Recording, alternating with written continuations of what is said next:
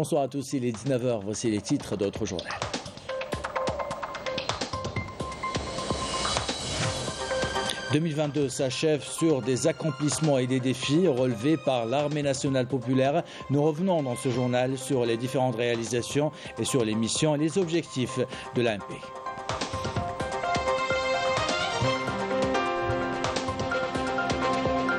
Parmi les secteurs qui ont marqué cette année 2022, l'économie de la connaissance et les start-up, un secteur qui a permis de libérer les initiatives et de donner de l'espoir à des milliers de jeunes à travers le pays. Quel bilan? Réponse tout à l'heure.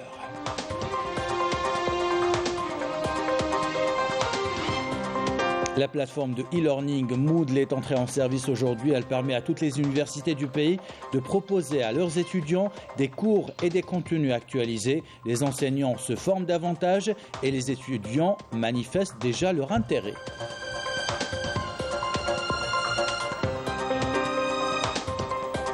Au Maroc, chaque jour rapporte son lot de révélations dans l'affaire du Marocgate.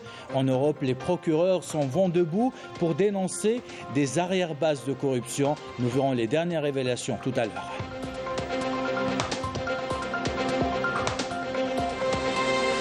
Enfin, on termine avec du sport et ce Cross Challenge qui a réuni des centaines d'athlètes aujourd'hui à Alger. Un parcours d'El Mouradia à Del Ibrahim.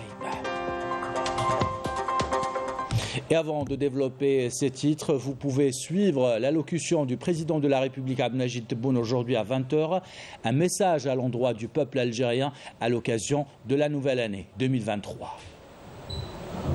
Et on entame ce journal par un retour sur cette année de réalisation, d'achèvement pour l'Armée nationale populaire. Jamais les défis n'étaient aussi importants et jamais la mobilisation n'a été aussi importante aussi. En 2022, l'Algérie avait décrété le 4 août pour célébrer son armée, une date pour célébrer la mobilisation de tous les corps de l'armée qui protègent et défendent nos frontières. Les détails avec Malika Bellel.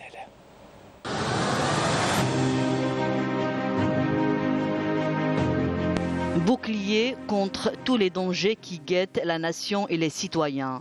L'Armée nationale populaire est présente à travers le territoire national pour surveiller nos vastes frontières.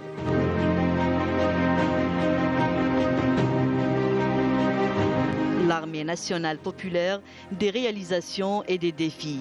En effet, un événement grandiose a été organisé durant l'année 2022. Il s'agit du plus grand défilé militaire organisé pour la première fois depuis plusieurs années à l'occasion de la célébration du 60e anniversaire du recouvrement de la souveraineté nationale. Un défilé historique supervisé par le président de la République, Abdelmadjid Tebboune, chef suprême des forces armées, ministre de la Défense nationale.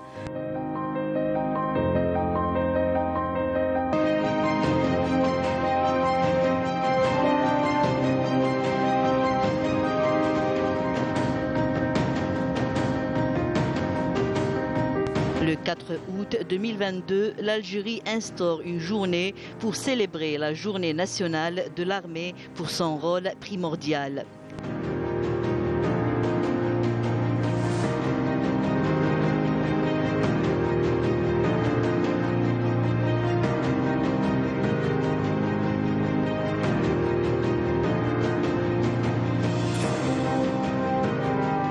Et à partir de l'Académie de formation militaire de Cherchell, le président de la République a présidé la cérémonie de sortie de plusieurs nouvelles promotions après une formation militaire et scientifique à la hauteur des missions qui leur sont assignées.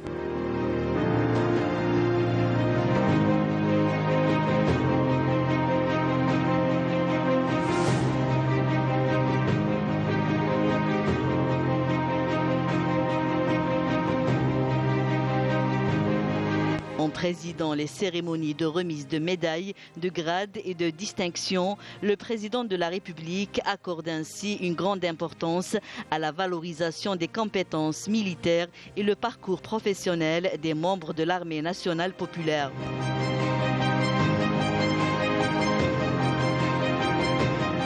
Et afin d'évaluer la situation générale du pays, sécuritaire, politique et économique, des rencontres périodiques sont présidées par le président de la République, chef suprême des forces armées, ministre de la Défense nationale. Elle regroupe les membres du Haut Conseil de sécurité. Un suivi rigoureux sur la situation sécuritaire du pays à travers des groupes de travail organisés par le président de la République, Abdelmajid Tebboune, au siège du ministère de la Défense nationale, où des directives et des orientations sont données afin de poursuivre le développement et la modernisation de toutes les composantes de l'armée nationale populaire et valoriser ainsi nos forces armées. Des exercices tactiques militaires exécutés par les éléments de l'ANP ont été organisés dans les 6 régions militaires.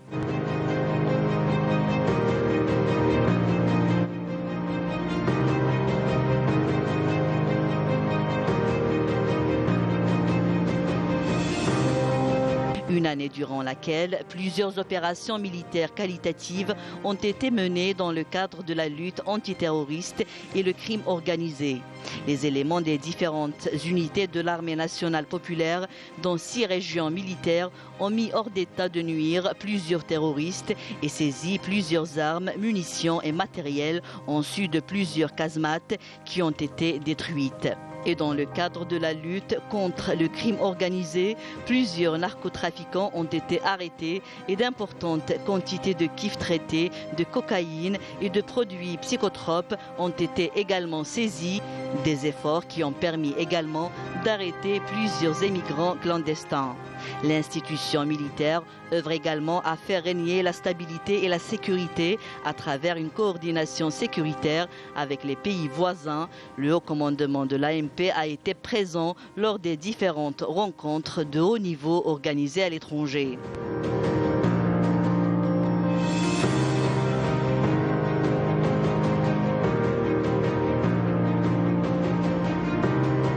Durant l'année 2022, l'industrie militaire a confirmé son leadership comme locomotive de l'industrie nationale.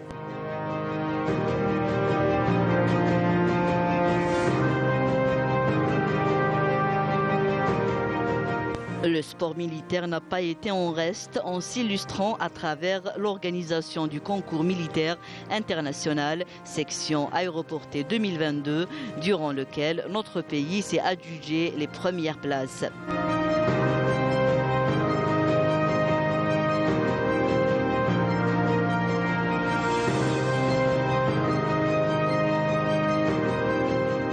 L'armée nationale populaire qui a démontré encore une fois ses liens étroits et forts avec son peuple.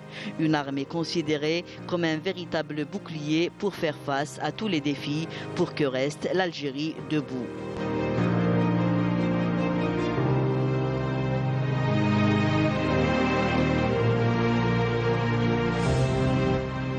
Voilà pour ce bilan préparé par Walid Sari et commenté par Malika Bellel. Au dernier jour de cette année 2022, on revient également sur un secteur qui a changé le paysage économique dans notre pays, le secteur de l'économie de la connaissance et des start-up qui a permis, en espace de 3 ans, de libérer les initiatives.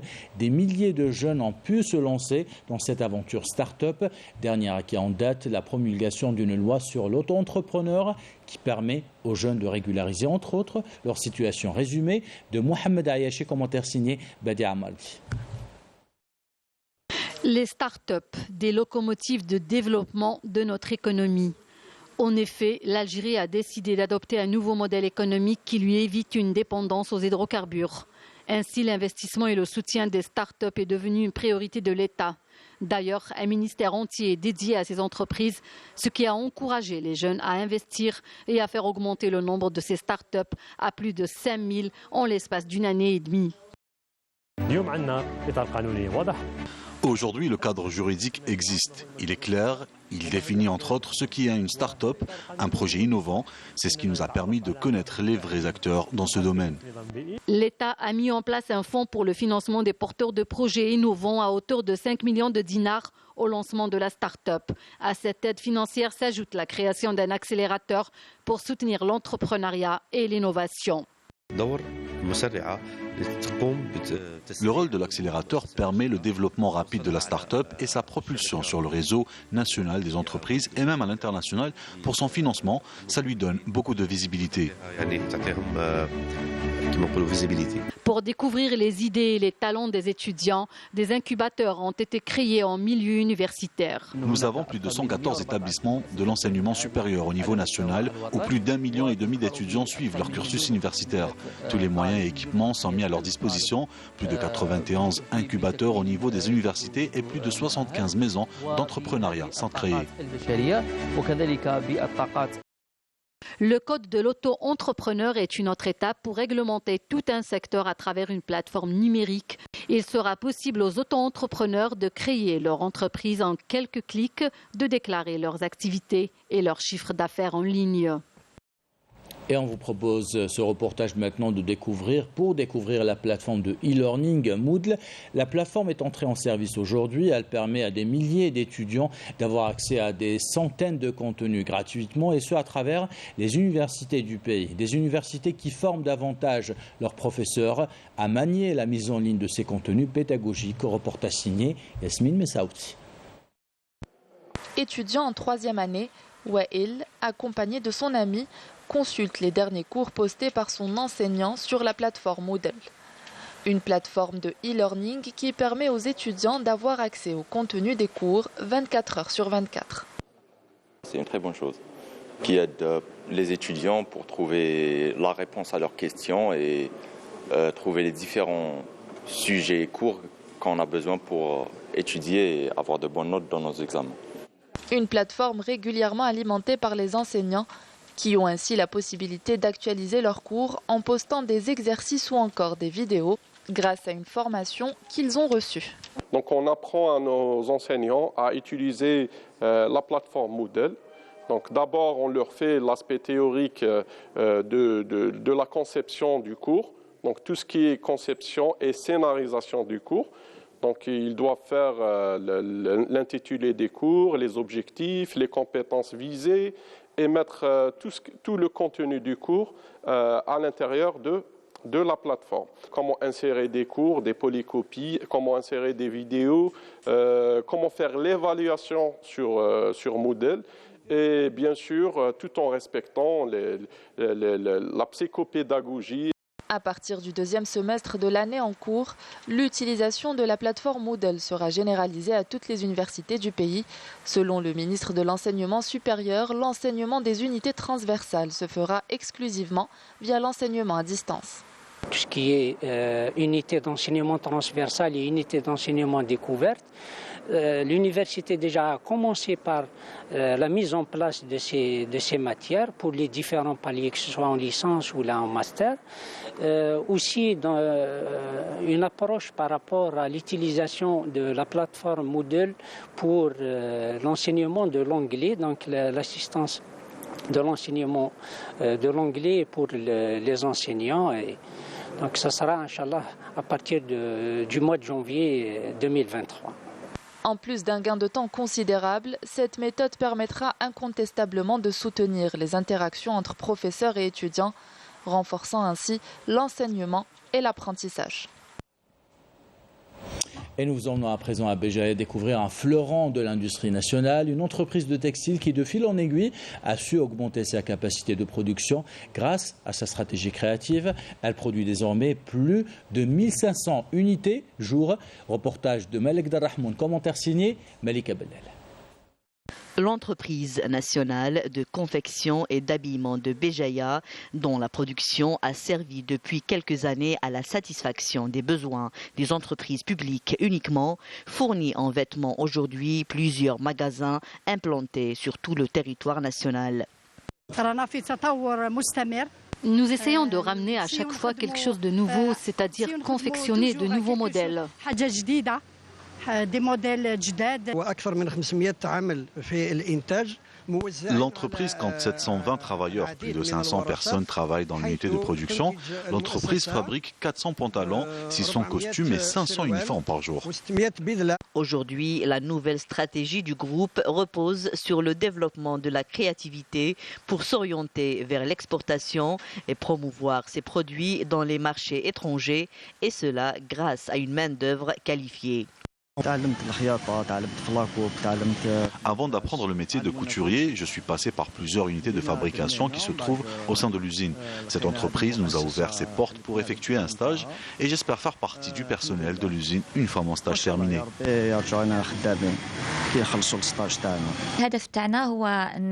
Aujourd'hui, notre objectif principal est de faire connaître notre produit pour mieux le commercialiser et atteindre ainsi l'autosuffisance en matière de vêtements. Nos magasins Jackets Club, implantés dans plusieurs wilayas du pays, disposent d'un service commercial qui assure la commercialisation de nos produits. Et justement, pour faire connaître encore mieux notre production, nous sommes en train d'assister et de participer à toutes les manifestations organisées au niveau national et international. S'adapter aux mutations que connaît le domaine du textile et du cuir est désormais un objectif afin de faire face à la concurrence internationale. De Béjaïa à Tougourt pour vous parler d'élevage bovin dans la ferme de Bachir. Les journées sont très longues, vous allez le voir, mais le courage et l'ambition sont là. Bachir souhaite agrandir son exploitation pour répondre aux besoins d'un marché de plus en plus important. Commentaire de Rina Lerar. C'est dans cette exploitation agricole d'une superficie de 7 hectares située dans la wilaya de Tougourt que Bachir s'est lancé dans l'élevage de bovins. Un investissement qui a jusqu'ici permis d'approvisionner une des laiteries de la région. Nous avons ici 88 vaches laitières de différentes races comme l'Holstein et le Fleckvieh et produisant 1000 litres de lait par jour. De leur côté, les services agricoles de la wilaya nous ont soutenus, ce qui nous a facilité la tâche. Malgré le climat rude de la région, tous les moyens nécessaires ont été dispensés pour une bonne prise en charge de ces vaches de race européenne, garantissant ainsi une bonne production laitière. Notre travail commence à 4 h du matin et dure jusqu'à 16 h. On commence par traire les vaches, ensuite nous les nettoyons et les nourrissons. Leur alimentation est à base de maïs, d'ensillage. Grâce à l'aide et l'accompagnement des services agricoles, nous espérons agrandir ce projet et pouvoir élever jusqu'à 500 têtes bovines pour augmenter les quantités de lait. Ambitieux, cet éleveur compte bien mener son projet à bout et réussir son investissement dans l'élevage bovin afin de renforcer la filière lait et se projeter dans la transformation laitière dans le futur. Et toujours à propos de transformation laitière à Tizi Ouzou, dans la commune de Iflissen, Faiza a décidé de fabriquer un fromage local de qualité. Pour cela, elle a fait appel à une équipe d'expérimentés, un matériel de pointe et bien sûr un lait de bonne qualité. Reportage de Fatiha Bouchaleb, commentaire signé Yannis Saïd Bakras. Nous sommes dans une unité de production de fromage dans la commune d'Iflissen, dans la wilaya de Tizi Ouzou, une unité en plein essor qui propose une palette de fromage à base de lait de vache. Mais avant qu'un bout de fromage ravit nos papilles gustatives, faut savoir que la fabrication de fromage passe par plusieurs étapes. Faiza, gérante de cette laiterie, nous donne justement un aperçu.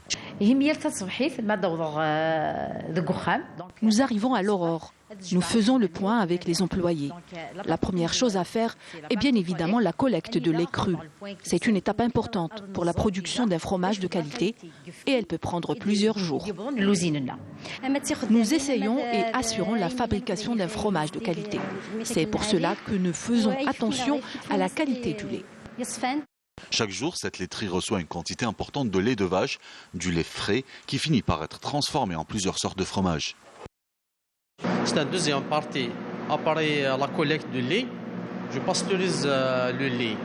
Pas plus de 90 degrés, pas moins de 87 degrés. On reçoit le lait dans les bassines. C'est la pression, la température 37,4. Le qadi dépasse 600, le qadi il s'dao باش تفعل la pression bien. نخدم نوري سكيت bien نخطي. مش كيتفي bien on décaille. Après la deuxième étape c'est le brassage. مش كيمال سوتيري ثوك داير juste l'extrait sec كان كيمال on passe à l'étape le moulage. Encourager l'investissement dans les régions montagneuses permettra à coup sûr de booster l'économie locale et de créer de l'emploi pour les jeunes.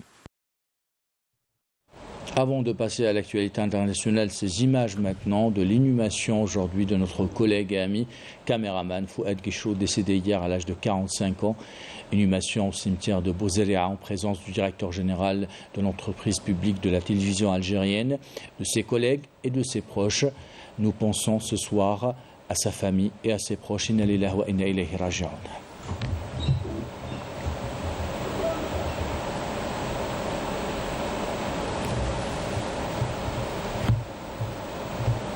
Au Maroc, le feuilleton du Maroc Gate dévoile chaque jour des pratiques interdites et illégales. Plusieurs enquêtes ont été ouvertes pour déterminer les vrais responsables et faire tomber un réseau de corruption qui avait constitué ces bases arrières dans plusieurs capitales européennes. Les détails avec Adel Boukhams. Le retentissant scandale de corruption au sein du Parlement européen, désormais connu sous l'appellation du Maroc Gate, ne semble pas avoir dévoilé tous ses secrets et ne cesse de connaître de nouveaux rebondissements. À en croire les nouvelles révélations parues sur le quotidien italien Corriere della Sera, le Maroc aurait mené des actions d'ingérence au sein de plusieurs autres institutions européennes en ayant recours à la corruption pour soudoyer des personnalités influentes.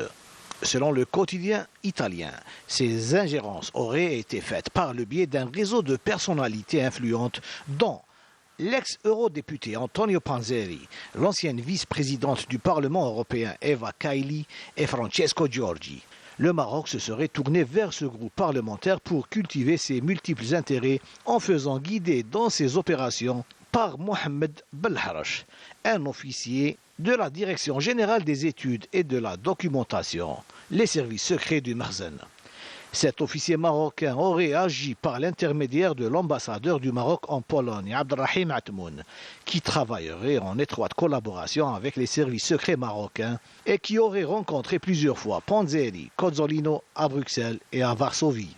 Pour mener leurs opérations, les trois Italiens auraient compté sur la collaboration d'un groupe d'eurodéputés décrits comme des amis, mais seraient également en contact direct avec Mansour Yassine, le directeur général des services secrets du Makhzen, que Cozzolino aurait rencontré personnellement au Maroc en 2019. Des accusations pas du tout fortuites, étant donné que les mandats d'arrêt émis contre ces accusés mentionnent des vols aller-retour réservés à l'automne 2019 par ces mêmes services secrets pour Cozzolino, donnant ainsi lieu à un fort soupçon que Cozzolino et Panzeri aient conclu en 2019 un accord avec les services secrets marocains par l'intermédiaire de Atmoun pour pratiquer l'ingérence en faveur du Makhzen au Parlement européen en échange d'argent. Dans ce contexte, le journal Il Fatto Quotidiano, qui cite les enquêteurs belges ayant intercepté des discussions entre Antonio Panzeri et sa famille, raconte comment cet ancien eurodéputé et son épouse ont profité d'un voyage au Maroc en juin 2022 pour signaler d'éventuelles récompenses pour des activités d'ingérence au profit du Maroc. Et toujours au Maroc, cette fin d'année n'est pas de tout repos pour le Makhzen. Après les médecins chômeurs, les enseignants contractuels, c'est au tour de la Fédération nationale du secteur agricole de mobiliser ses troupes à travers le pays. Des grèves et des manifestations sont prévues pour dénoncer le recul des libertés syndicales. Les détails avec Badia Amarti. La rue marocaine ne décolère pas. Les mouvements de protestation s'enchaînent. Pas un seul secteur n'est épargné. Cette fois-ci encore, c'est la Fédération nationale du secteur agricole, comprenant plusieurs syndicats, qui revient à la charge avec un mouvement de grève ouvert dans plusieurs secteurs au Maroc pour s'élever contre le recul des libertés syndicales et dénoncer la politique du gouvernement Akhanouch, pointé du doigt pour son incapacité à répondre aux préoccupations des citoyens. Dans un communiqué rendu public, la FNSA a affirmé son rejet de la politique du fait accompli et de la fuite en avant adoptée par le ministère marocain de l'Agriculture. La FNSA lance un appel à toutes les composantes de la fédération, syndicats, branches et comités pour initier la mise en œuvre d'une campagne de mobilisation et d'un programme de protestation ouvert et complet dans les différentes filières relevant du secteur de l'agriculture pour dénoncer la non-satisfaction des revendications des travailleurs par le ministère de tutelle pendant des années. Le manque d'eau potable, la cherté de la vie, les mauvaises conditions socio-économiques, la restriction des libertés ou encore la mauvaise gestion de leurs dirigeants ont poussé les Marocains à sortir dans la rue. Ainsi donc, l'année 2022 n'a pas été de tout repos pour le régime du Makhzen et 2023 s'annonce également très mouvementé. Toujours à l'international, l'État de Palestine a salué aujourd'hui l'adoption par l'Assemblée générale des Nations unies d'une résolution demandant à la Cour internationale de justice de l'Haye de déterminer les conséquences juridiques de l'occupation sioniste des territoires palestiniens. La résolution a été adoptée avec 87 voix pour, 26 contre et 53 abstentions. Et en prévision du CHAN qui débutera le 13 janvier prochain, la délégation de l'équipe du Mozambique de football est arrivée à Alger hier en vue du championnat d'Afrique des Nations. Le Mozambique devient ainsi le premier pays, la première sélection à rejoindre Alger parmi les 17 autres attendus dans les prochains jours dans les 4 villes hôtes du tournoi: Alger, Oran, Constantine et Annaba. Et on termine ce journal par cette 16e édition du challenge de cross Abdou Serwani. Donc ce sont des centaines d'athlètes qui se sont donné rendez-vous ce matin sur le parcours du golfe de Del Ibrahim. 6 courses ont été programmées dans les catégories cadets, juniors et seniors. Couverture signée Sid Ahmed Bouraïb. Cette édition du challenge Abdou Serwani était jumelée avec le championnat régional de cross Centre-Ouest. 493 athlètes représentant 60 clubs de 19 wilayas y ont pris part. Les courses des catégories cadets, filles et garçons étaient les premiers à se dérouler. La course féminine longue de 4 km a été remportée par la sociétaire du GS Djilfa, Hadil Dounia Ala. Abdelhafid Shafa fera de même chez les garçons.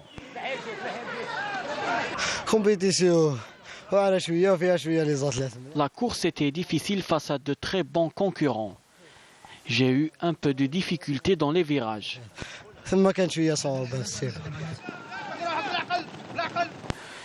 Chez les juniors, la victoire est revenue à Yasser Touahir de Indfla et Hayat Azaïj de Médéa.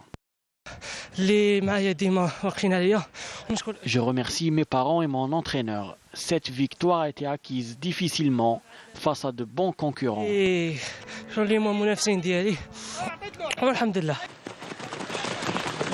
Le challenge se termine par la course des seniors hommes.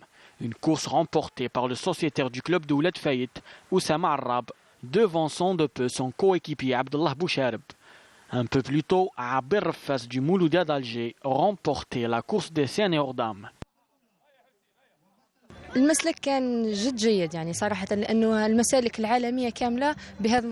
parcours est de niveau mondial et j'espère sincèrement en voir d'autres en Algérie. Cette victoire me motivera encore plus car mon objectif est d'être parmi le top 3 national pour me qualifier au championnat du monde en Australie.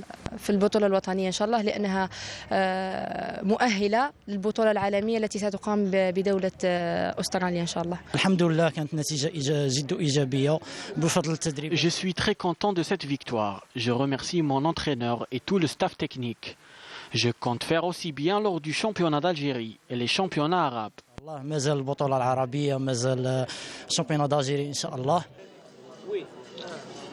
Le challenge, qui a vu l'absence de quelques grands athlètes, a été caractérisé par une bonne organisation. Le parcours il est parfait, l'organisation elle est magnifique, donc il manque que la participation, elle n'est pas à la hauteur يعني ونحبينا نلحقوا للمستوى المطلوب. Le prochain challenge national de cross-country aura lieu à Chlef le 7 janvier prochain. Avec ce challenge, nous arrivons à la fin de ce journal. L'équipe de la rédaction qui l'a préparé, l'équipe technique qui l'a réalisé, vous remercie de l'avoir suivi. Et au nom de cette équipe de rédaction, au nom de cette équipe technique, je vous souhaite une excellente année 2023. Bonheur et santé, elle sera certainement meilleure que 2022. Belle soirée.